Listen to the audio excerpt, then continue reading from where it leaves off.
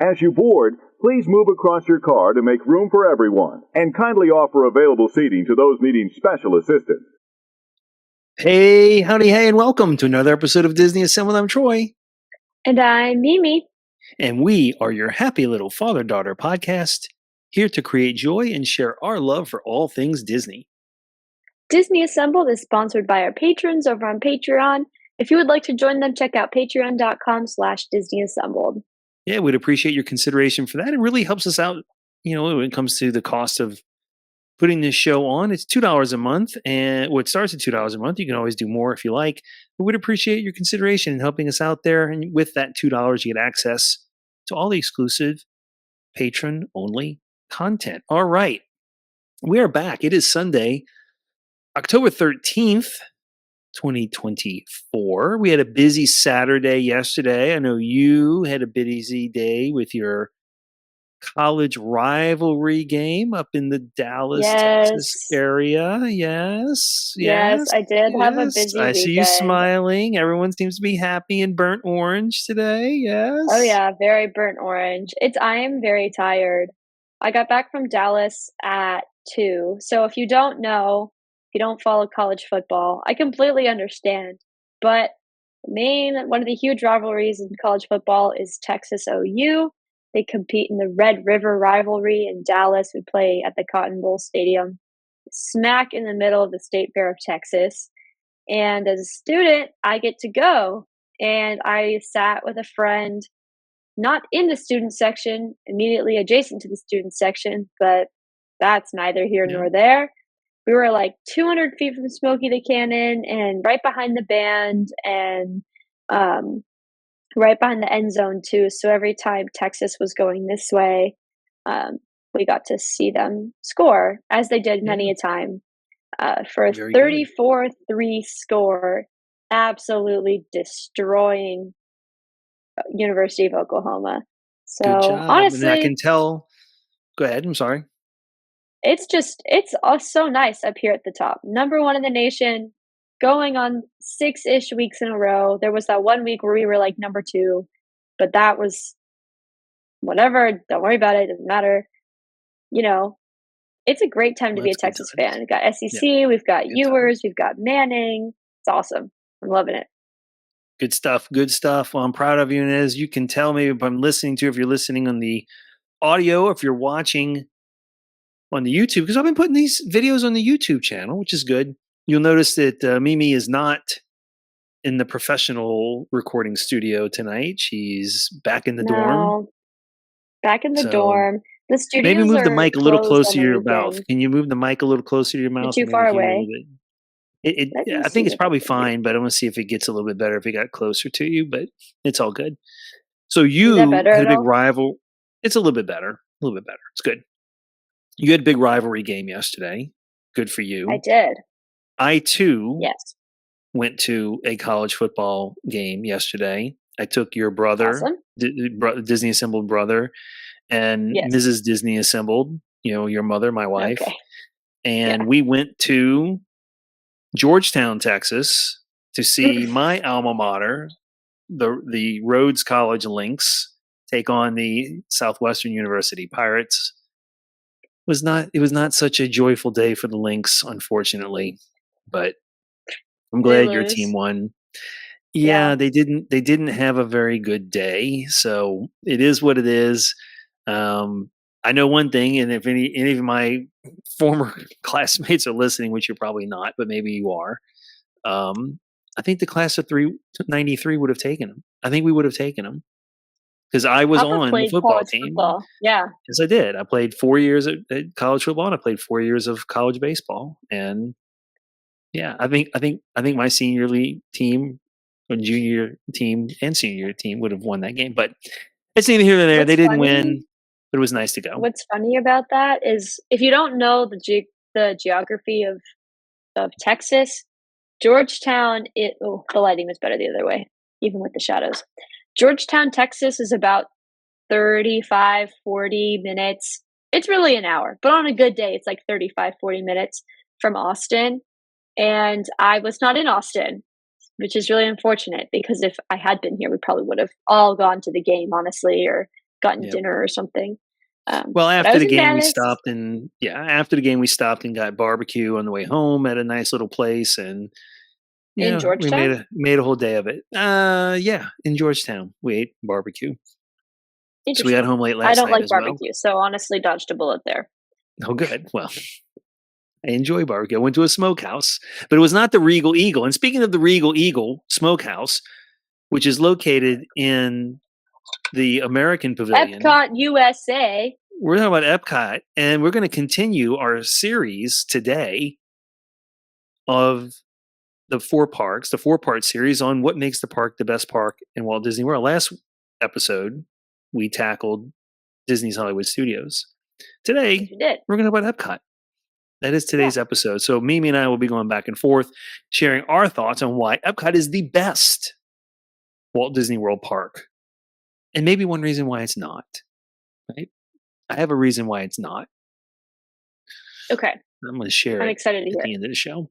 But we also have a trivia question. We have an answer from last week. We have a new trivia question at the end of this episode. And, of course, the Disney Dad Joke of the Week, which I am ready to share when it's time. But Mimi, we first have to get through last week's trivia question. Why don't you bring that up and share everybody what the answer was? Yeah, for sure. So last week's Disney trivia question was, in Aladdin, which character is referred to as Street Rat? And, if you don't know this one, you definitely probably haven't seen the movie. If you've seen the movie, you know this one. The answer, of course, is the movie's namesake, Aladdin. Aladdin is referred to as Street Rat in the song. What is the song called? One Jump Ahead. I wouldn't know, but yeah, I think a number of people got this one right this week. Congratulations to the smartest people we know. Smartest people we know. There's many of them because we had quite a few people chime in this week. Probably too many to list. Well, I just forgot, but there were more than 2. There were more than 2. So congratulations to all of you. You are the smartest people we know, and we're happy to know you. So there you go. That's last week's trivia question. We have a new one, like I said, at the end of this episode. And then we're going to talk about some Epcot stuff. But first, we have to get through, the main topic. The one thing that is consistent from day one was the Disney Dad Joke Week, right? So we have to do that this week. And it is a good one. I think this is a good Disney Dad joke. So Mimi, I'm excited. Are you ready for this week's Disney Dad Joke of the Week? Oh, yeah. I'm very excited. Okay. All right. Ladies and gentlemen, Disney fans of all sorts, it is time for this week's Disney Dad Joke of the Week. Mimi, which Jedi was usually seen modeling all the finest new robes and Jedi attire in front of the Jedi Temple? What was the name of the Jedi that would model all the new fashion in Jedi robes in front of the Jedi Temple? I don't know. Mannequin Skywalker. So there you go. That's a really good one. Mannequins, like you put the clothes on the mannequin and you put it out. So, all right. That's this week's Disney Dad Joke of the Week. Listen, I'm looking at the camera right now. If you have a dad joke of the Disney variety that you would like us to consider using on this show, on this very show, send us an email, disneysymbol@gmail.com, or a message at all of the reputable socials, Facebook, Instagram, X, Threads, TikTok, all at Disney Symbol. Speaking of the TikToks, something happened this week. So I started putting out a series of TikToks where I just use the green screen. And I share just like some Disney fun facts and trivia stuff. And oh my goodness, thousands of watches. I don't understand. One of them has close to 30,000 already. 30,000? 30,000. And then there's a couple of others that have like 9,000 and 2,000 and 3,000. We went from just getting to our 1,000th follower, like, what was it, about a week or so ago? We got our 1,000th follower on TikTok. We now have close to 1,300. We've picked up like 300 followers just because of this series. I'm enjoying it. I saw the one that went viral. It was on my For You page, the one about the orange flag. I told you that story. You stole that story from me. Because you went to the Marceline and you saw the flag and you did all the stuff. Yeah. We never did a full debrief on what I saw at Marceline, did we? Well, maybe we'll do that on another episode. Maybe we'll share that for our YouTube page. Because I learned a lot in Marceline about Walt Disney that I thought was interesting. That's not even just related to the parks. I just like history. Right. Honestly, I'm a history person. So if you're watching on the YouTubes right now, you'll notice I'm moving my head because there's shiny. No good angle where my hair. There's no good angle for this camera. I need to get a good angle that makes me look less. Or we just get a good camera. Balding. Well, maybe if the camera was like a little higher, but I'm just using the camera on the laptop. If you're watching on YouTube and you see this T-shirt that's hanging up off the side of my bed, please pay no mind to that. Pay no attention to the T-shirt hanging on the bed. All right, we're 11 minutes into this thing. We've got a time limit. I know. Because here's the other thing about. Here's the other thing. Can I just justify the shirt really quick? I am exactly one hanger short for all the clothes that I have. Then you need to get rid of one of your articles of clothing. I don't know what to do because I'm not going to buy a whole pack of hangers when I only need one. So I don't know what. So hence the shirt. It rotates every time I do my laundry. You might as well just buy a pack of hangers. They're cheap. Okay. Or double now up. We'll jump into why we think Epcot is the best park. Well, before we do that, I should mention this. There's a reason we're on a time limit. We're on StreamYard, right? We're using StreamYard as the interface, and we need more patrons. This is part of the cost. Pay for StreamYard. Yeah, because we use the free StreamYard service because we have a limit, a time limit. So we're going to get to the conversation here because we get to our time limit. But if we had more patrons, we could afford, to put some more time on the StreamYard or whatever. Or we could do it anyway, but I just have to eat less food and stuff like that. So it's all good. All right. Epcot is a place at Walt Disney World. It stands for Experimental Prototype Community of Tomorrow. And it was part of Walt's big dream.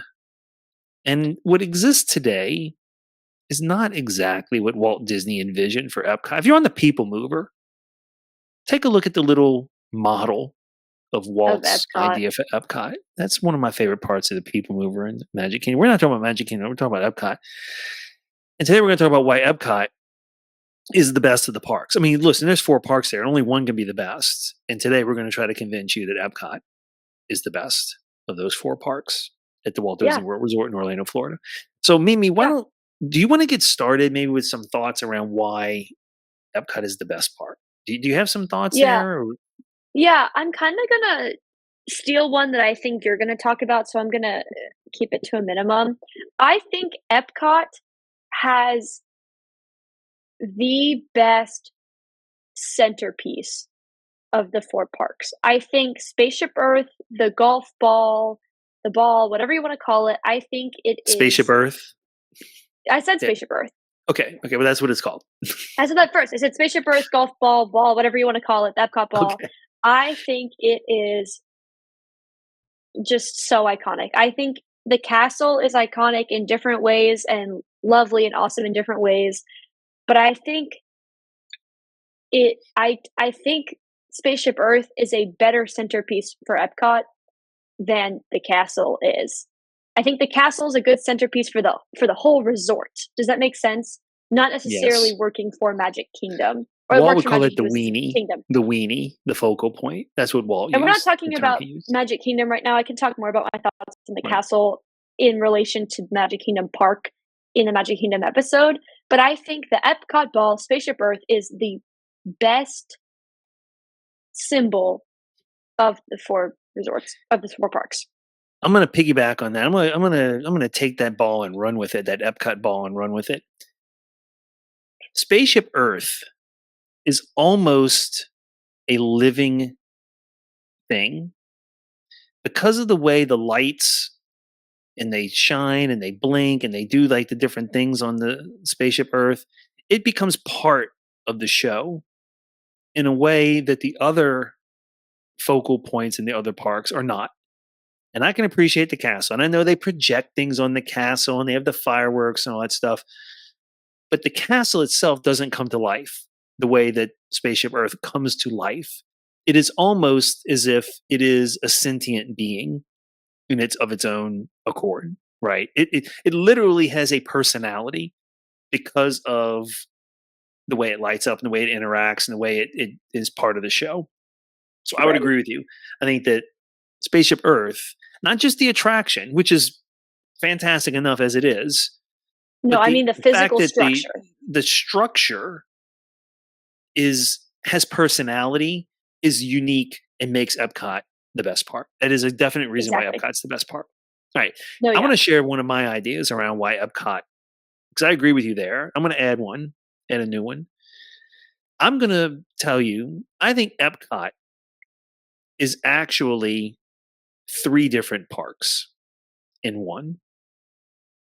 You have your sort of nature and discovery area with the journey of water, the land, the living seas with the aquarium. To me, all of that, if you add all that space up, that discovery nature type thing, that is a whole park concept on its own. Then you have the other parts. You've got the Guardians, you've got the test tracks, right? You've got the Journey to Imagination, which I know is on the opposite side of the park.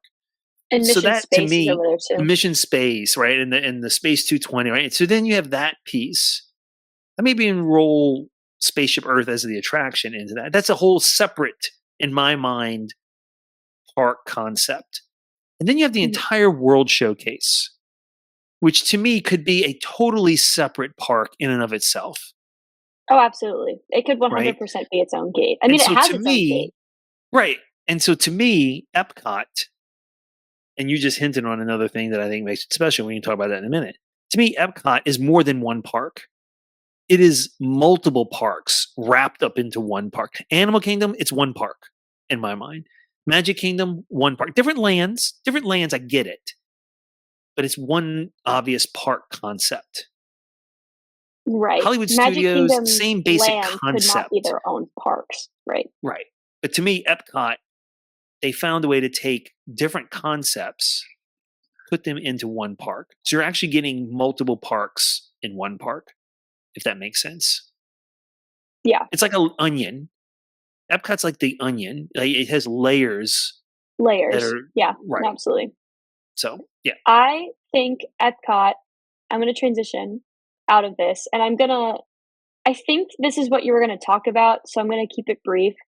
I think Epcot is the best park in the Walt Disney World Resort because it is the easiest to access. You can walk there, you can take a bus, you can drive, you can take the monorail, you can take the Skyliner, you can take a boat. Every single mode of transportation is available to you if you want to get to Epcot. And yes, Magic Kingdom has almost all of them, but there's no Skyliner to Magic Kingdom. There's no monorail to Hollywood Studios, and there's nothing but buses to Animal Kingdom. So I think because Epcot is so easy to get to, and you can try all these different ways, if you have not walked from the studios to Epcot, I really recommend doing that. It's kind of a long walk, but it's not that bad, and it's really nice. And Papa and I did it, and we had a really good time. And if you get bored, you can just hop on the boat from the boardwalk, and they'll take you to Epcot. And I think that that's perfect. I love that. I think the transportation, the accessibility of Epcot makes it the best park. It has every single mode of transportation. And again, I think fantastic point. I agree with you. It's almost as if Epcot is the hub park of all the parks. It's like the hub because everything goes out from there and goes to everywhere else. And you mentioned something I had never thought of. Every mode of transportation. You can walk from, like you said, you can walk from Hollywood Studios if you want. You can walk from the boardwalk and that area, right? They have the friendship boats, the Skyliner, the buses, the monorails. I mean, I think you make a great point there. And I'm going to expand on that point to something you just mentioned a few minutes ago about the World Showcase. The International Gateway, where the Skyliner drops off over by the France Pavilion, might be, it is rapidly becoming my favorite entrance to any of the parks.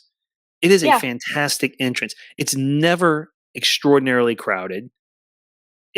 There's people all the time, but it's never like you're never waiting forever. And the Skyliner comes there, and the Friendship Boat goes there, and when you walk, you come over the bridge, and you walk to that entrance. I'm going to tell you something. Epcot might be the best park because it may have the best entrance out of them all. It's also the only park that has 2 entrances on either side of the park.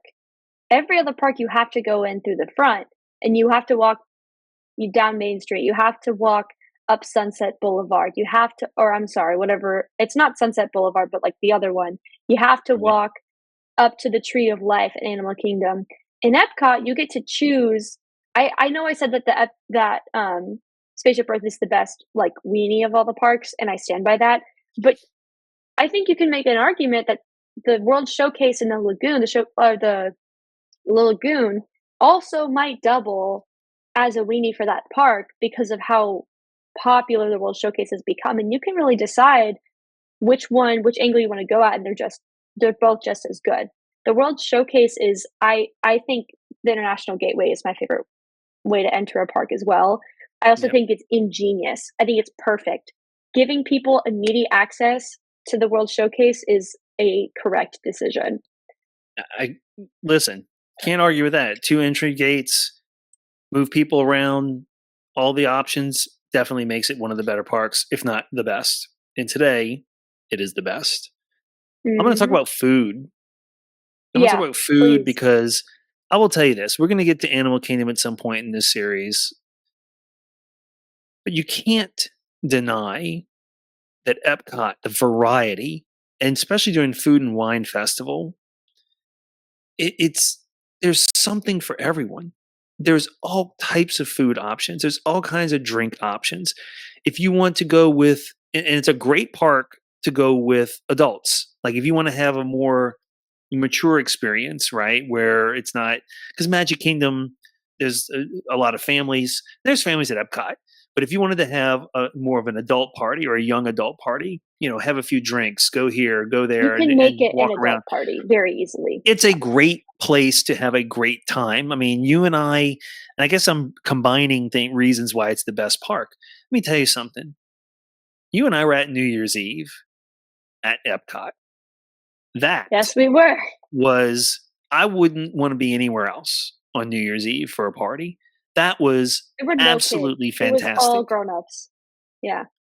And I loved all the little, the pieces they did over the World Showcase for the New Year. So every time a country's New Year's hit 12 o'clock, that country would celebrate, right? Even though it hadn't reached 12 o'clock in Orlando, right? New Year's in Orlando.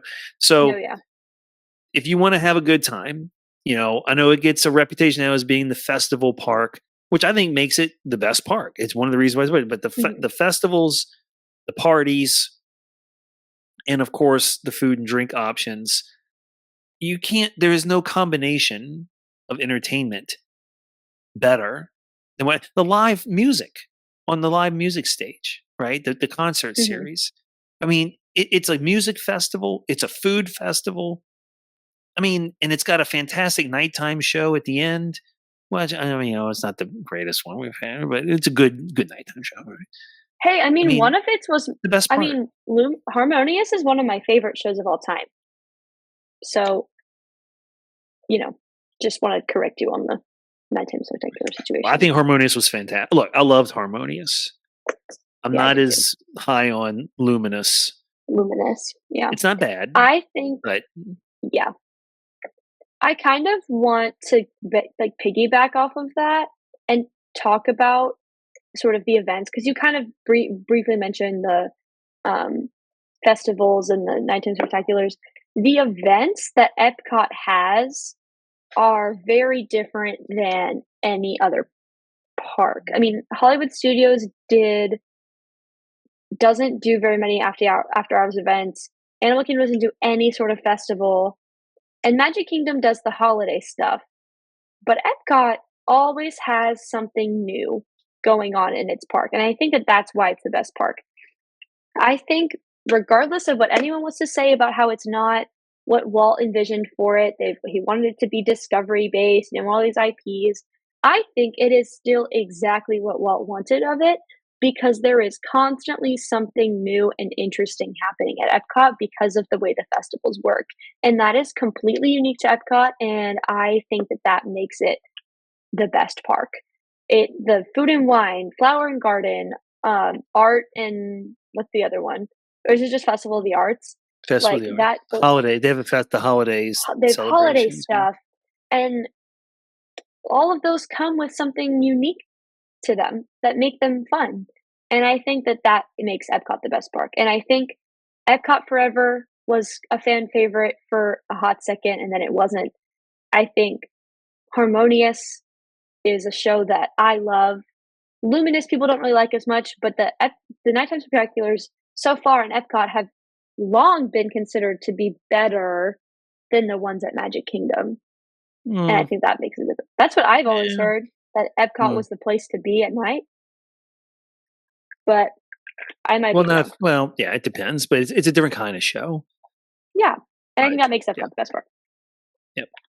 Do you have another Well, there's point? been plenty of reasons why Epcot is the best park. I like riding the monorail around it, right? You talk about the monorail. No reason it's the best part. The monorail track. The monorail track, when you enter, goes all the way around, right? At least that portion of the park, it's like you're riding through it. You don't get to ride through the monorail. It doesn't ride through anywhere else but Epcot. So, yeah. It's so cool. You had one more reason why Epcot's the best. Yeah, I do. I think Epcot is the best park because it has the best attraction in the whole resort. I think Guardians of the Galaxy Cosmic Rewind is the best attraction across all of the resorts. I think that's kind of, now I don't want to say everyone because that's a generalization, but it's a pretty common opinion to have that Guardians is just that good. I mean, when I took my friends there, we were adults, and I kind of want to briefly touch on what you said about how Epcot is kind of an adult or can be an adult park. It works for all ages. And when I took them, we had a very adult, teenagery, young person time. We didn't feel like we were being escorted around like little kids. We didn't feel out of place like we were at a kid's table. It was great. But we got off of Guardians and they just wanted to ride it over and over and over again. We went on every single ride because they had never been before, and they were like, Guardians is the best one. We went back to Epcot every day to ride it. Guardians is the best ride in all of Walt Disney World, and that makes Epcot the best because Epcot houses it. I hear you. I agree.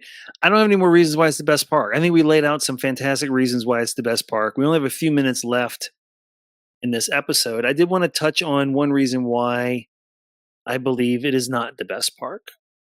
Mm-hmm. Last time I was at Epcot, I was there by myself.